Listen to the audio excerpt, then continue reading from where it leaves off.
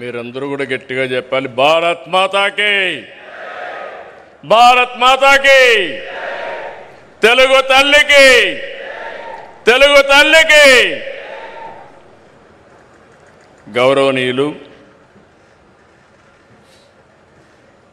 గౌరవ ఉపరాష్ట్రపతి Shri CP Radhakrishna garu, His Excellency governor of Andhra Pradesh Abdul Nazeer garu, సహచర మంత్రివర్గ సభ్యులు లోకేష్ గారు, అచ్చెన్నాయుడు గారు, పార్థసారథి గారు, ఈరోజు ఈ కార్యక్రమం చూస్తే చాలా గర్వకారణంగా ఉంది. అలాంటిది చేపట్టినటువంటి ఎండి గార్మే పాప్కార్నికా ఎస్పివి పట్టాభిరామరావు గారు, డైరెక్టర్ వెంకటేశ్వరరావు గారు, అనదర్ డైరెక్టర్ మహేదర్ రెడ్డి గారు, ఫౌండర్ గార్మే పాప్కార్నికా నార్మన్ క్రూక్ గారు, ఈరోజు ఈ కార్యక్రమానికి ఇచ్చేసినటువంటి రైతు సోదరి సోదరిమణులందరికీ, గార్మే కంపెనీ సంబంధించిన కుటుంబ సభ్యులందరికీ పేరు పేరున నమస్కారాలు, అభినందనలు, శుభాభినందనలు. ఈరోజు రైతుల్ని సత్కరించేందుకు మన రాష్ట్రానికి వచ్చినటువంటి రాధాకృష్ణ గారిని మన రాష్ట్ర ప్రజల తరపున మనస్ఫూర్తిగా స్వాగతం, అదే సమయంలో హృదయపూర్వక అభినందనలు కూడా తెలియజేసుకుంటున్నాను.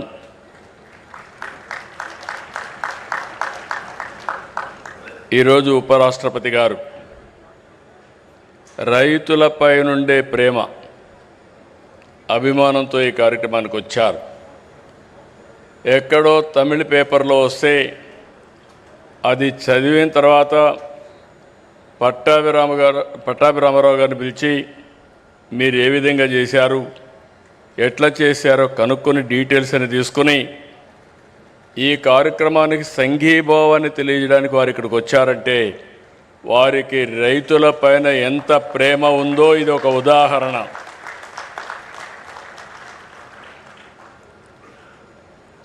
ఈరోజు ఫస్ట్ టైం దేశంలో తొలి non GMO popcorn maize hybrid విత్తనం ఇక్కడ ఆవిష్కరించడం, రైతుల్ని సన్మానించడం నాకెంతో సంతోషంగా ఉంది. ఈ హైబ్రిడ్ విత్తనం భారత నేలపైన వాతావరణ పరిస్థితులకు అనుగుణంగా దేశీయంగా పాప్కార్న్ ఉత్పత్తిలో స్వయం సమృద్ధి సాధించేందుకు ఈ నూజివీడు గడ్డపైన ముసునూరులో చేయడం మనందరికీ గర్వకారణం. దేశీయ విత్తనాన్ని ఆవిష్కరించిన గోర్మే పాప్కార్నియా సంస్థకి మనస్ఫూర్తిగా శుభాకాంక్షలు. ఈ సంస్థ ఎండి పట్టాభిరామరావు గారు, వాళ్ళ ఫ్యామిలీ అందరికీ తెలుసు, కానీ ఇప్పుడు కొద్దిగా వెనకబడ్డాం. ఆ ఫ్యామిలీ ఈస్ట్ గోదావరి జిల్లాలో ఎస్పిబి పట్టాభిరామరావు గారు ఆ రోజు కేంద్రంలో మంత్రిగా ఉండడం, వీళ్ళ చిన్న తాత సత్యనారాయణ గారు మళ్ళీ ఎన్డీఏలో వాజ్పేయి గవర్నమెంట్లో మంత్రిగా పనిచేయడం, అదే మరి వాళ్ళు ఎప్పుడో షుగర్ ఫ్యాక్టరీ పెట్టి రైతుల్ని ఏ విధంగా ఆదుకోవాలని ఆదుకున్న చరిత్ర. అలాంటి వ్యక్తి ఈరోజు మళ్ళీ ఒక మంచి సంస్థకు శ్రీకారం చుట్టాడు. ఈరోజు మీరు ఒకసారి చూసి 2014లో ప్రారంభించారు, ఎగ్జాక్ట్గా 11 సంవత్సరాలు. ఈరోజు అతి పెద్ద పాప్కార్న్ మ్యాజ్ ఉత్పత్తిదారులుగా ఈరోజు తయారైందంటే మనస్ఫూర్తిగా ఆ యొక్క ఫ్యామిలీ జీన్స్లో ఉంది, లెగసీలో ఉంది, ఆంటర్ప్రైజింగ్ స్కిల్స్ ఉన్నాయి. ఒక బ్రహ్మాండమైన ప్రాజెక్ట్ని స్టార్ట్ చేసి చాలా తొందరలో షార్ట్ టైంలో దాన్ని సక్సెస్ చేశాడు. దీన్ని ఎప్పుడూ నేను అంటూ ఉంటాను, మామూలుగా ఆలోచిస్తే మామూలు జీవితాలే గడుపుతాం. ప్రతి ఒక్క పని కూడా వినూత్నంగా చేయాలి, ఇన్నోవేటివ్గా చేయాలి, అప్పుడే సాధ్యమవుతుంది. దానికి ఇది ఒక ఉదాహరణ. దేశంలో 17,500 మంది రైతులతో దాదాపు 40,000 ఎకరాల్లో వేశారు. 11 సంవత్సరాల్లో 8 రాష్ట్రాలకు వెళ్ళారు. ఇది మామూలు చిన్న విషయం కాదు. ఇక్కడుండే ప్లాంట్ మీరు చూస్తే 29 టన్నుల సామర్థ్యంతో ఏషియాలోనే అతి పెద్ద పాప్కార్న్ ప్రాసెసింగ్ కేంద్రం ఇక్కడ ఏర్పాటు చేశారంటే అది వారి యొక్క ఆలోచన విధానం, వారు చేసినటువంటి ఒక ఇన్నోవేషన్. ఈరోజు ఇక్కడ చేసింది దేశంలో 3,400 సినిమా థియేటర్లో సరఫరా చేస్తున్నారు. 11 సంవత్సరాల్లో 69% వాటా సాధించారు. రేపు రాబోయే రోజుల్లో 70-80% వెళ్తారు. నాకు అనుమానం లేదు. పాప్కార్న్ అంటానే గుర్తొచ్చేది ఈ ముసునూరు గుర్తొస్తుందని మరొక్కసారి మీ అందరికీ విజ్ఞప్తి చేస్తున్నా. ఇక్కడ చూస్తే యాంత్రీకరణ, విత్తనాలు, సాగులో సాంకేతికత, కొనుగోలు ధరలు నిర్ణయించడం, నేరుగా వాట్సాప్ గ్రూపులు పెట్టి బ్యాంక్ అకౌంట్లు పెట్టి నేరుగా రైతులకు బ్యాంకుల్లో డబ్బులు వేయడం. ఏ రైతు కూడా ఇబ్బంది పడాల్సిన అవసరం లేదు, ఆలోచించాల్సిన పని లేదు. ఒక్కసారి ఈ కంపెనీతో కానీ ఎంఓయూ చేసుకుంటే ఇంకా తిరుగు ఉండదని మరొక్కసారి మీ అందరికీ విజ్ఞప్తి చేస్తున్నా. అది ఈ కంపెనీ యొక్క విశిష్టత. 11 ఏళ్లకు మునుపు మన దేశంలో అమ్ముడైన ప్రతి పాప్కార్న్ కోన్పై ఖర్చు చేసిన డబ్బులన్నీ 70% పైగా బ్రెజిల్, అర్జెంటీనాకి వెళ్ళాయి. ఈరోజు ఆ 70% మన రైతులకే చేరుతా ఉంది. ఇప్పటికే మీరు ఒకసారి చూస్తే దేశానికి 125 million American dollars foreign exchange కూడా ఆదా అయింది. 11 ఏళ్లలో పాప్కార్న్ మొక్కజొన్న ఉత్పత్తి వాటా 30% నుంచి 65%కి పెరిగింది. ఇదన్నీ చూసిన తర్వాత నాకు ఏమాత్రం వారు అన్నారు ఇప్పుడు మాట్లాడుతూ ఏషియా మార్కెట్ అంతా క్యాప్చర్ చేస్తామని. ఏషియా మార్కెట్ కాదు, ప్రపంచంలో అన్ని దేశాలకి ఇక్కడ తయారు చేసిన పాప్కార్న్ పంపించే బాధ్యత మీది. మీరు అనుకుంటే 11 ఏళ్ళు చేశారు, ఇంకొక 10-15 ఏళ్లలో గ్లోబల్ మార్కెట్ అన్ని కంట్రీస్ కూడా క్యాప్చర్ చేసే పరిస్థితి వచ్చింది. ఇప్పుడే ఉపరాష్ట్రపతి గారు అంటున్నారు, మంచి ఆలోచన, నేను కూడా మాట్లాడతాను రైల్వే మినిస్టర్తో. ఇక్కడ ఉత్పత్తి చేసిన పాప్కార్న్ని అదే సమయంలో అరకు కాఫీని ఎక్కడ రైల్వే స్టేషన్లు అన్నీ పెడితే ఆంధ్ర పాప్కార్న్, అరకు కాఫీ తాగే పరిస్థితి వస్తుందని చెప్పి కూడా నేను మీకు తెలియజేస్తున్నా. వికసిత్ భారత్ ఈరోజు మనందరం కూడా ఆలోచిస్తున్నాం. ఈరోజు మీరు ఇక్కడ చూస్తే అరకు కాఫీ కానీ, ఇక్కడ పాప్కార్న్ కానీ, కొండవీటి బొమ్మలు కూడా మీరు చూశారు, ఎద్దల బండి కూడా, ఇవన్నీ స్వదేశీ. ఇది మన ప్రధానమంత్రి కోరుకునే విధానం. తప్పకుండా స్వదేశీ విధానంతో మనం అందరం కూడా స్వయం సమృద్ధి సాధించడమే కాదు, ప్రపంచానికి మనం ఉత్పత్తి చేసిన వస్తువుల్ని ఎగుమతి చేసే రోజు చాలా దగ్గరలో ఉందని చెప్పి కూడా నేను మీకు తెలియజేస్తున్నా. వ్యవసాయంలో అనేక మోడల్స్ రావాలి. ఈ విషయంలో నేను అందరినీ కోరుతున్నా. ఎందుకంటే మీరు ఒకసారి చూస్తే ఎన్డీఏ ప్రభుత్వం అటు కేంద్రంలో ఇటు రాష్ట్రంలో వ్యవసాయాన్ని ఒక జీవనోపాధిగానే చూడడం లేదు. వ్యవసాయాన్ని ఒక ఆర్థిక శక్తిగా, రైతుల్ని ఒక ఆంట్రప్రెన్యూర్గా చూడాలనేది మా విధానం. వ్యవసాయ ఉత్పత్తుల్ని ప్రాసెస్ చేసి విలువ జోడిస్తే ఏ విధంగా ఉంటుందో ఈరోజు ఈ యొక్క ఇండస్ట్రీ ఒక ఉదాహరణ.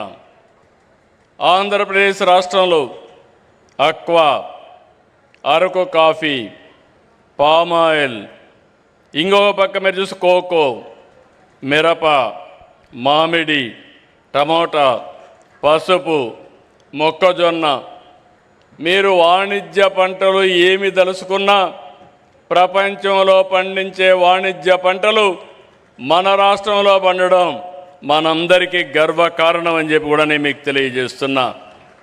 అయితే దీనికి ప్రాసెస్ చేసి, వాల్యూ యాడ్ చేసి, బ్రాండ్ ప్రమోట్ చేసి అంతర్జాతీయ మార్కెట్లు తీసుకుపోతే దాని విలువ అనేక రెట్లు పెరుగుతుంది. అప్పుడే భారత రైతాంగం రాజుగా ఎదిగే పరిస్థితికి వస్తారు.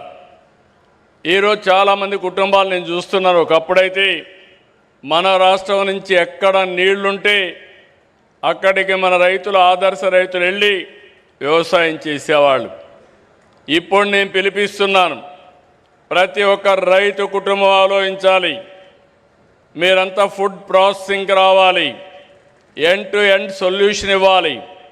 ఈరోజు ఇక్కడ చూస్తే ఈ కంపెనీ చేసింది, ఒకసారి అగ్రిమెంట్ చేసిన తర్వాత మెకనైజేషన్ కానీ, ట్రేసబిలిటీ కానీ, ప్రాసెసింగ్ కానీ, బ్రాండ్ ప్రమోషన్ కానీ చాలా పర్ఫెక్ట్గా చేశారు. ఇది భారతదేశంలో, ముఖ్యంగా మన రాష్ట్రంలో ఇది ఎక్కువ రావాలని చెప్పి కోరుకుంటున్నా. నేను ఎక్కువ ఫుడ్ ప్రాసెసింగ్ ఎక్కువ ఇంపార్టెన్స్ ఇస్తున్నాను. ఈరోజు మనమంతా కూడా ప్రపంచానికి అక్వా, ప్రాన్స్ కానీ, చేపలు కానీ, రొయ్యలు కానీ ఇవన్నీ ఎగుమతి చేస్తున్నాం. కానీ 10% మనం ప్రాసెస్ చేస్తున్నాం. ఈ 10% కానీ 50, 60, 70 తీసుకెళ్తే ఉపాధి వస్తుంది, వాల్యూ అడిషన్ వస్తుంది, ఫారిన్ ఎక్స్చేంజ్ కూడా పెరిగే అవకాశం ఉంటుందని చెప్పి కూడా నేను మీకు తెలియజేస్తున్నాను. అందుకే యువతకు పిలిపిస్తున్నాను.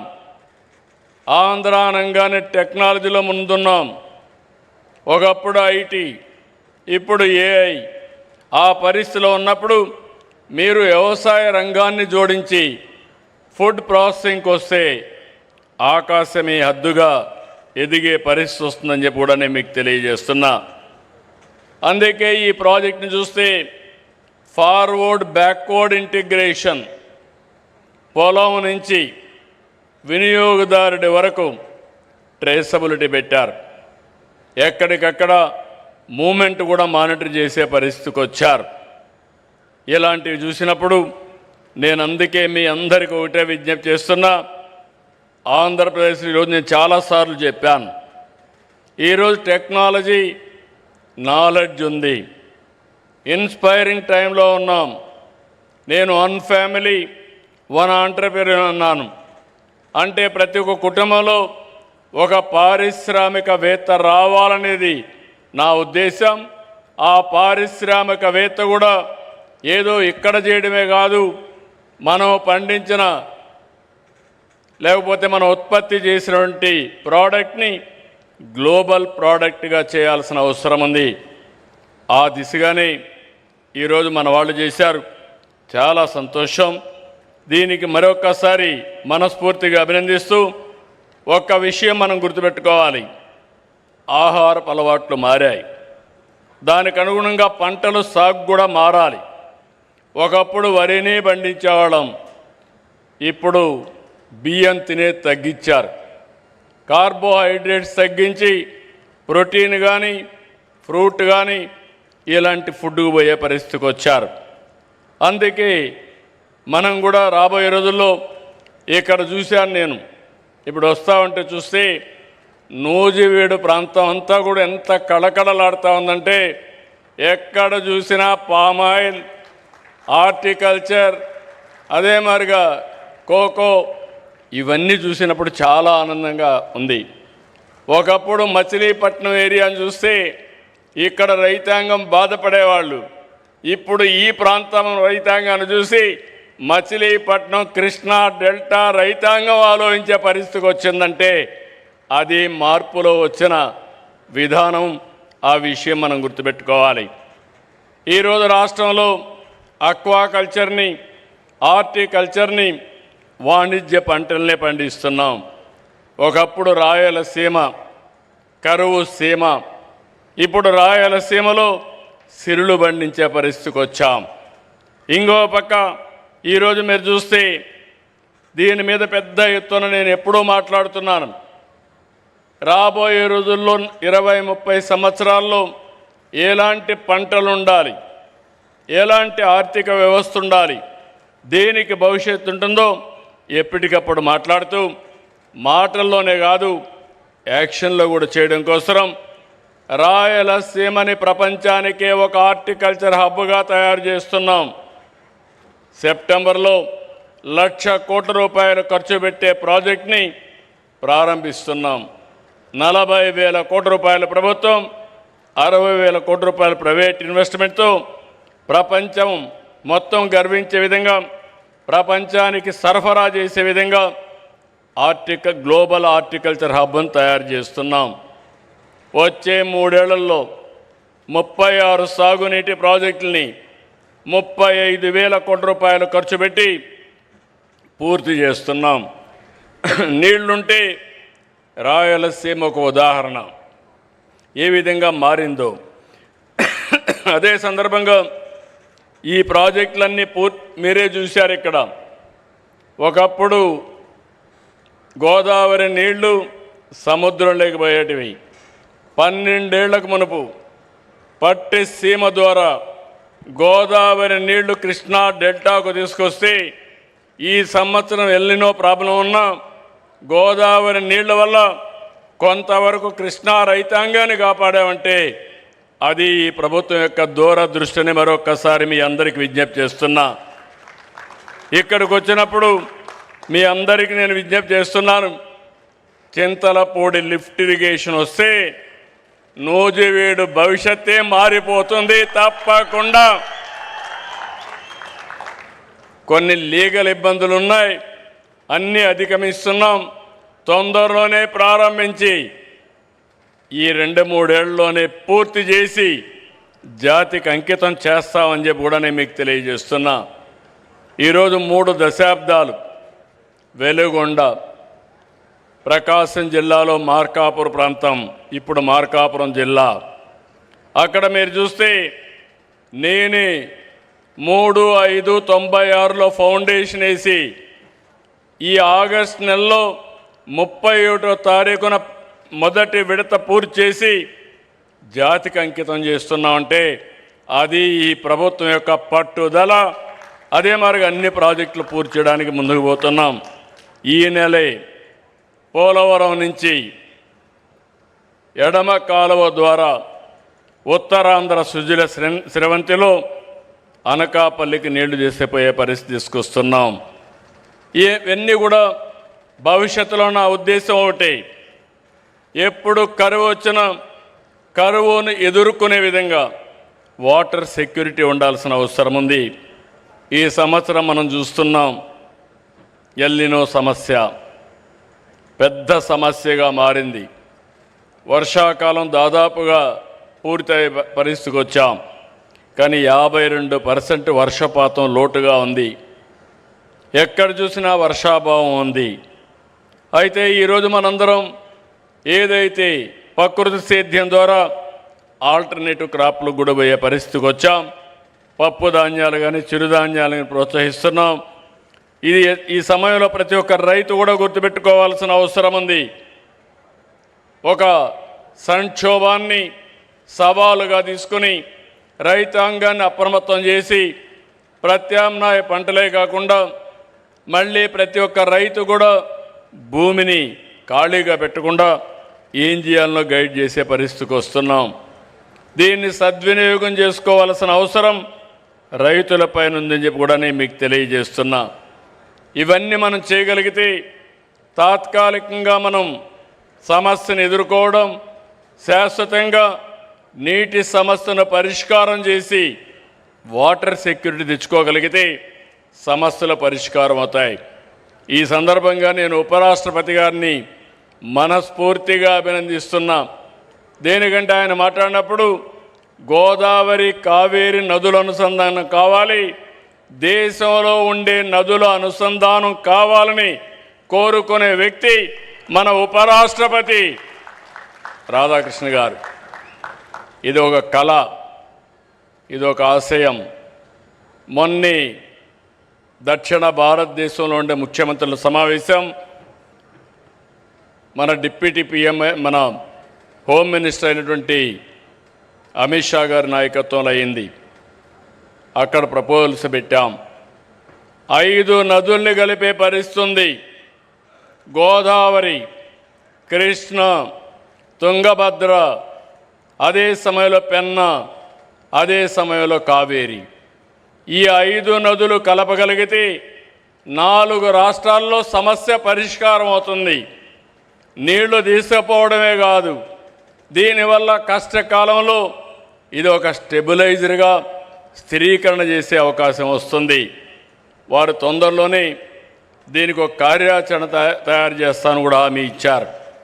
ఎందుకంటే ఒక్కసారి గోదావరి కావేరి పూర్తి చేసి, ఆ తర్వాత గోదావరి మహానది పూర్తి చేసి, అక్కడి నుంచి మహానది గంగా పూర్తి చేసి, ఆ తర్వాత గంగా బ్రహ్మపుత్ర పూర్తి చేసుకుంటే సైమల్టేనియస్ కానీ 1 by 1 పూర్తి చేసిన ఈరోజు కొన్ని వేల టీఎంసీ నీళ్లు గంగా నుంచి సముద్రంలోకి పోతున్నాయి, గోదావరి నుంచి సముద్రానికి పోతున్నాయి. ఈ నీళ్లన్నీ మనం ఉపయోగించుకోగలిగితే ఇంకా దేశానికి తిరుగు లేదు, దేశ భవిష్యత్తు అన్స్టాపబుల్ అని చెప్పి మరొకసారి మీ అందరికీ విజ్ఞప్తి చేస్తున్నాను. ఈ సమస్యని ముందుకు తీసుకుపోతున్నటువంటి ఉపరాష్ట్రపతి గారిని మనస్ఫూర్తిగా అభినందిస్తున్నాం.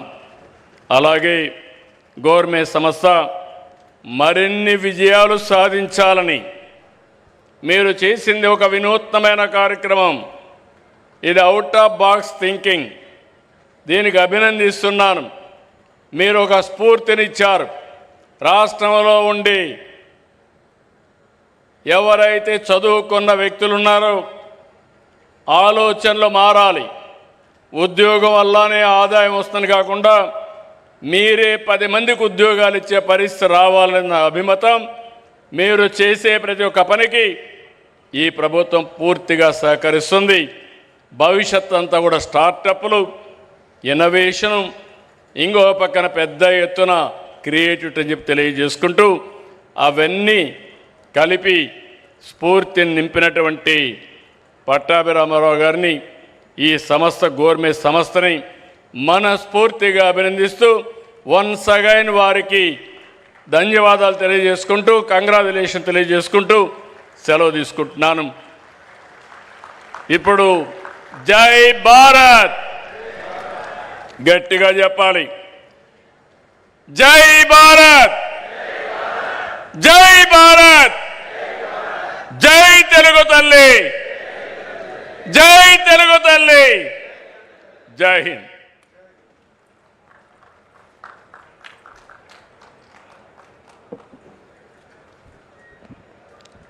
Thank you, sir, for your inspiring